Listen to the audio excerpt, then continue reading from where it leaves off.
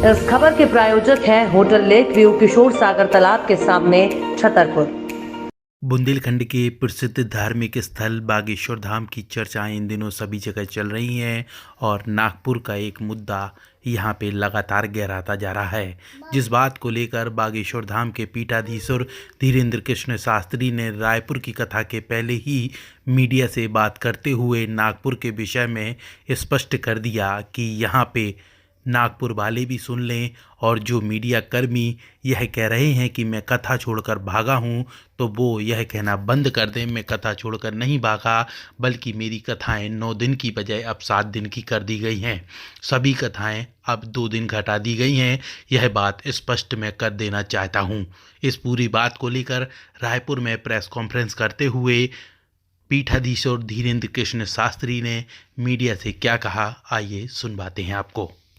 पहली बात तो ये प्रत्येक मीडिया वाले और प्रत्येक व्यक्ति और जो भी वो अमुक हैं तथाकथित, उनसे आई रिक्वेस्ट कि हम बीच में कथा छोड़कर भागे ये बोलना बंद कर दें। हमारी कथा 7 दिन तक की ही थी। उसका स्क्रीनशॉट 3 तारीख का न्यूज पर बागेश्वर धाम ऑफिशियल पेज पर 3 जनवरी को पहले से ही डेट घोषित कर दी थी कि हम केवल 7 दिन की कथा करेंगे, क्योंकि हमारे गुरुदेव का जन्मोत्सव था और आगामी सभी कथाएं 7-7 दिन की 2-2 दिन घटाई गई, क्योंकि फरवरी में हमारे यहाँ यज्ञ है। दूसरी बात, हमने 2 दिन का दिव्य दरबार लगाया, तब वो क्यों नहीं आए। तीसरी बात, हमने 7 दिन की कथा की, एक भी व्यक्ति को चुनौती की बात लेकर या लेटर लेकर क्यों नहीं भेजा।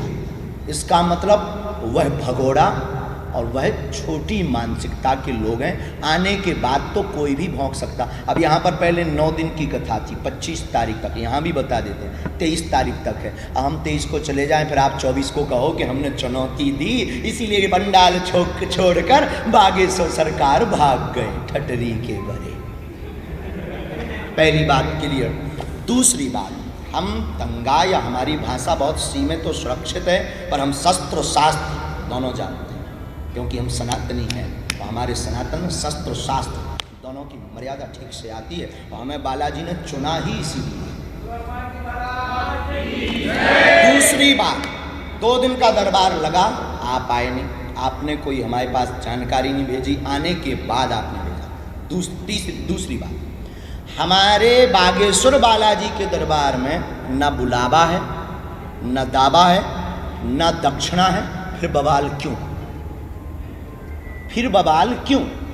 हम बुलाते नहीं कि आप आओ।